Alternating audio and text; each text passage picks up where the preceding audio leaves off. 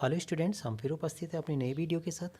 ये video 12th class students subject physics के लिए है।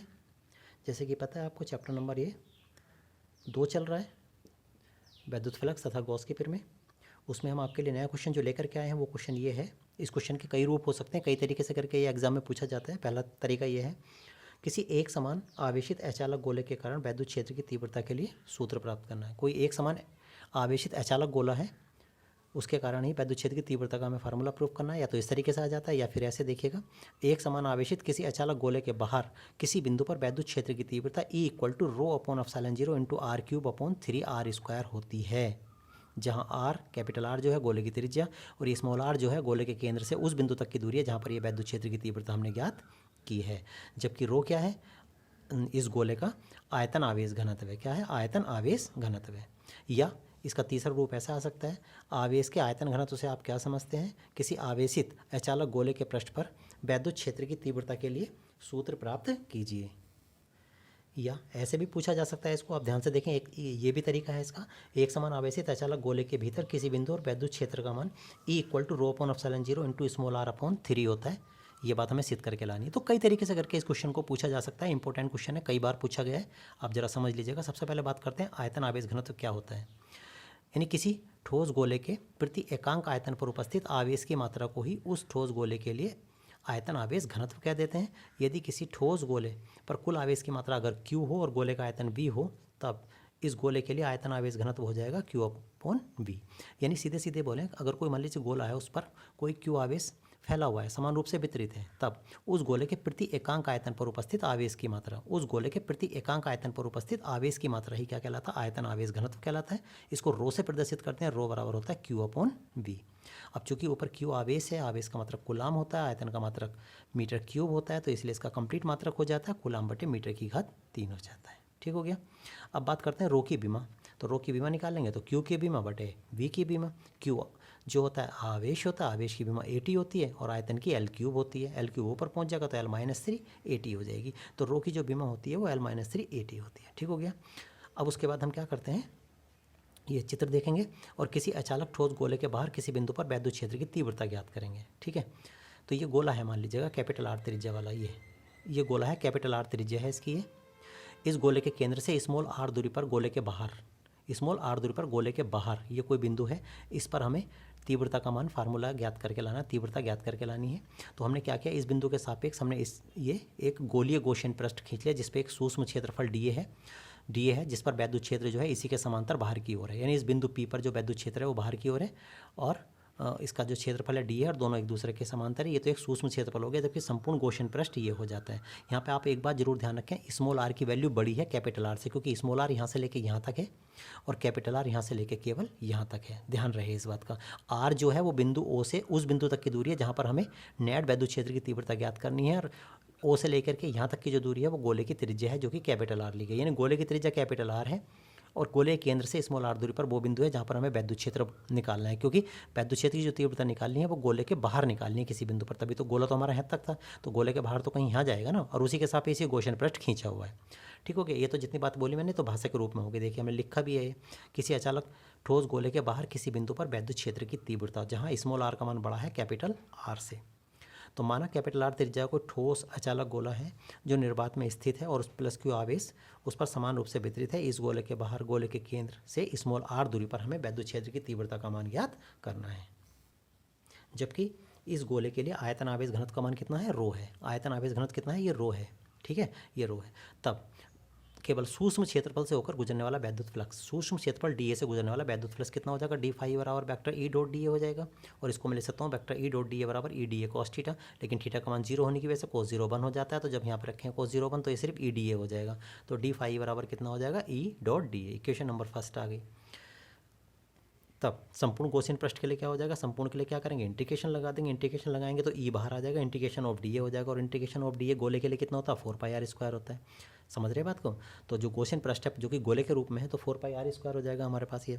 ठीक, तो हमने क्या किया, ये मान उठाया वेक्टर इंटीग्रेशन ऑफ डी ए का 4πr² यहाँ पर रख दिया। तो फाई बराबर ई डॉट 4πr², ये इक्वेशन नंबर सेकेंड हो गई। यानी ये किसी भी गोसियन पृष्ठ से होकर गुजरने वाला नेट वैद्युत फ्लक्स आ गया। हमारे हिसाब से, जबकि गॉस के हिसाब से कितना होता है, फाई बराबर क्यू अपॉन एप्सिलॉन जीरो होता है। ये भी फाई के बराबर है और ये भी फाई के बराबर है, तो दोनों को हमने बराबर रख दिया समीकरण सेकंड और थर्ड से। तो ये आ जाएगा ई इंटू 4πr² बराबर क्यू अपॉन एप्सिलॉन जीरो।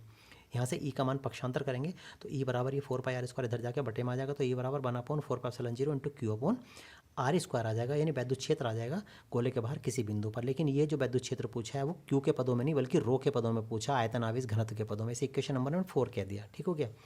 परंतु गोले के लिए आयतन आवेश घनत्व रो बराबर तो क्यू अपॉन वी होता है, अभी पीछे फार्मूला बताया मैंने अभी, ठीक है। जबकि वी क्या होता है, गोले का आयतन कितना 4/3 पाई आर क्यूब होता है, तो गोले के लिए तो आयतन ये हो जाएगा 4/3 पाई आर क्यूब, उठाया मान और यहाँ पे रख दिया एरिया, तो रो बराबर कितना आ गया, q upon 4/3 into pi are cube. तो यहाँ से हमने क्यू का मान निकाले, जब क्यू का मान निकालेंगे तो rho into 4/3 into pi are cube हो जाएगा, तो क्यू बराबर आ जाएगा rho into 4/3 into pi are cube.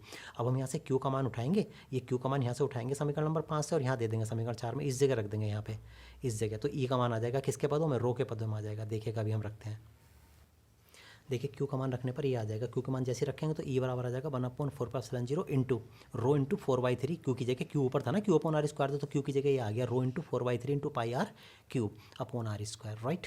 तो 4 पाई से ये नीचे का 4 पाई कैंसिल हो जाएगा, तो कितना बचेगा, E equal to rho into are cube upon are square और नीचे एप्सिलॉन जीरो, तो ई इक्वल टू आ जाएगा rho upon epsilon zero into are cube upon ये 3 भी तो आ जाएगा नीचे, ये वाला 3 नीचे आ जाएगा, 4 तो कैंसिल हो गया था, 3 नीचे आएगा यहाँ पे, तो 3r², इतने न्यूटन प्रति कूलम। और ध्यान रही ये कंडीशन जब आई है जब स्मॉल आर का मान बड़ा है कैपिटल आर से। क्लियर हो गई बात।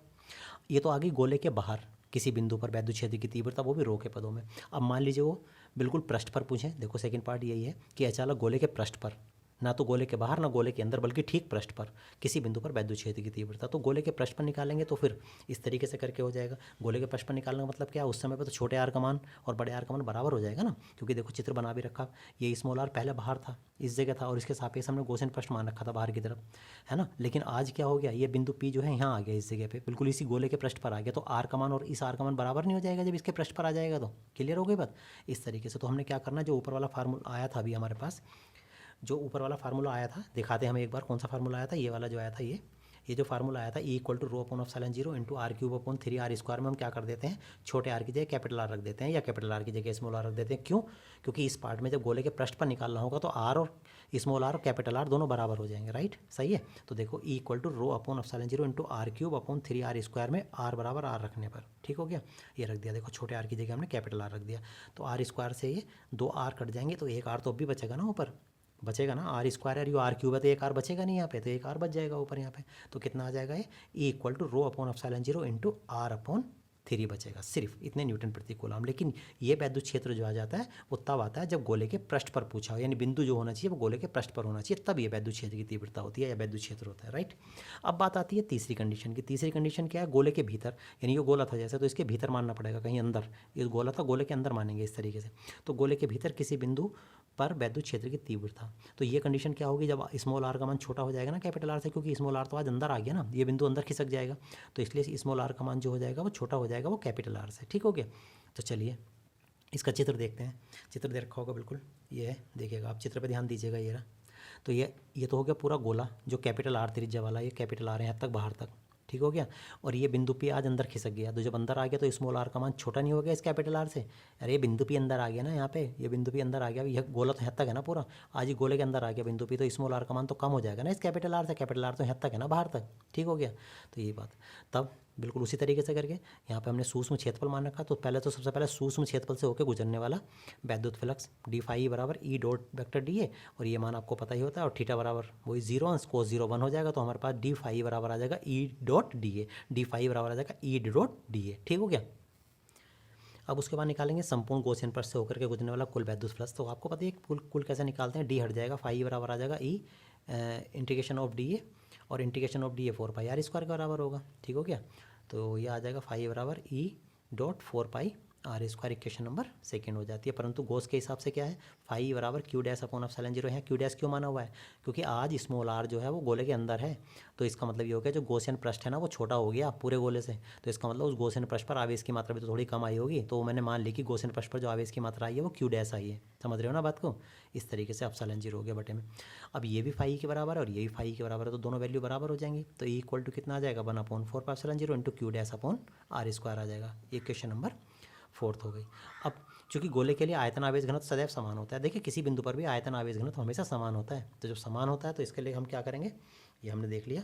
देखो Q अपॉन बी बराबर होगा q dash upon b dash, यानी संपूर्ण गोले के लिए भी Q बटे बी का मान वही होगा जो कि गॉसियन पृष्ठ वाले गोलीय गॉसियन पृष्ठ के लिए है। ठीक है, क्योंकि आयतन आवेश घनत्व हमेशा गोले के भीतर कभी किसी बिंदु पर मान लीजिएगा हमेशा समान ही होते हैं, तो इसलिए मैंने क्या किया, ये तो पूरे गोले के लिए ले लिया और ये मैंने जो उसके भीतर गोलीय गॉसियन पृष्ठ माना हुआ उसके लिए ले लिया। क्यू बी बराबर क्यू डैश बटे बी डैश, मान डाल दिया क्यू बटे पूरे गोले के लिए 4/3 पाई आर क्यूब, क्योंकि बड़े गोले के लिए तो आर कैपिटल है, और क्यू डैश और बटे 4/3 इंटू पाई आर क्यूब, ये गोली गॉसियन पृष्ठ था, उसकी त्रिज्या जो थी स्मॉल आर थी, तो यहाँ पे स्मॉल आर लिया जाएगा। 4/3 पाई से 4/3 पाई कैंसिल हो जाएगा, तो ये आ जाएगा क्यू बटे आर क्यूब बराबर क्यू डैश बटे स्मॉल आर क्यूब, या यहाँ से जब क्यू डैश का मान निकालूंगा तो क्यू डैश बराबर आ जाएगा क्यू इंटू आर क्यूब और बटे कैपिटल आर क्यूब। ये क्वेश्चन नंबर 5 होगी, और यहाँ से क्यू डैश का मान उठाया और क्यू डैश का मान उठा करके देखिए मैं इस समीकरण में दे दूंगा यहाँ पे, इस जगह पे, यहाँ पे समीकरण नंबर जो 4 है ना, ये वाला जो क्यू डैश अभी आया मेरे पास, Q into are cube upon capital are cube, ये उठाया मैंने क्यू डैश का मान, उठा करके मैंने इस समीकरण में यहाँ पे दे देना है। ठीक है, तो देखते हैं, चलिए ये रख दिया, देखो ई इक्वल टू 1/4 इंटू, है ना, क्यू डैश का मान उठाया हमने q into are cube upon r cube, और बटे में आर स्क्वायर था ही पहले से ही, क्लियर होगी बात। ऐसे करके जब आर स्क्वायर से आर क्यूब काटेंगे तो एक आर तो बचेगा ना ऊपर, तो इस तरीके से ई इक्वल टू हमारे पास कितना आ जाएगा 1/4 और into q into small r और बटे नीचे आर क्यूब, ये आ गए हमारे पास समीकरण नंबर 6 आ गई। क्लियर होगी बात। अब हम फिर से करके आयतन आवेश घनत्व का सूत्र लगाते हैं संपूर्ण गोले के लिए, रो बराबर क्यू अपॉन बी, क्यू की जगह क्यू और बी का मान होता है 4/3 पाई आर क्यूब, क्योंकि हम यहाँ से क्यू खत्म करना चाह रहे हैं। क्यू कैसे खत्म होगा, जब मैं यहाँ से क्यू का मान निकालूंगा रो के पदों में, क्योंकि सारे डेरिवेशंस जो आने हैं, सारे रिजल्ट जो आने हैं वो रो के पदों में आने हैं, रो यानी आयतन आवेश घनत्व के पदों में, तो यहाँ से तो क्यू को खत्म करना है ना मुझे, तो क्यू को खत्म करने के लिए मुझे यहाँ से क्यू का मान निकालूंगा rho into 4/3 into pi are cube और उठा के यहाँ रख दूंगा।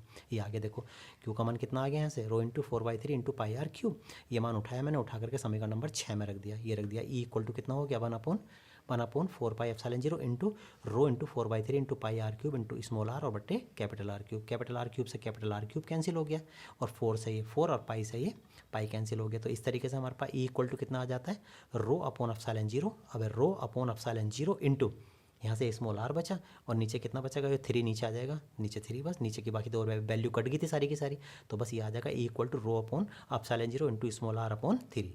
ठीक है, इतने न्यूटन प्रति कूलम आ जाता है। तो इस तरीके से करके आज हमने आपको क्या बताया, आज हमने बताया आपको किसी भी अचालक गोले के बाहर किसी बिंदु पर वैद्युत क्षेत्र की तीव्रता कितनी होती है, गोले के पृष्ठ पर कितनी वैद्युत क्षेत्र की तीव्रता होती है, और गोले के भीतर अगर कोई बिंदु है तो उस पर वैद्युत क्षेत्र की तीव्रता कितनी होती है। ये तीनों डेरिवेशंस के रूप में हमने आपको दे दिया, और वो भी किसके पदों में निकाली थी वैद्युत क्षेत्र की तीव्रता, या रो के पदों में। रो क्या होता था, आयतन आवेश घनत्व होता था। तो ये फार्मूला हमारा आज कंप्लीट हो जाते हैं, बाकी नेक्स्ट क्वेश्चन के साथ नई वीडियो में फिर मिलेंगे। धन्यवाद।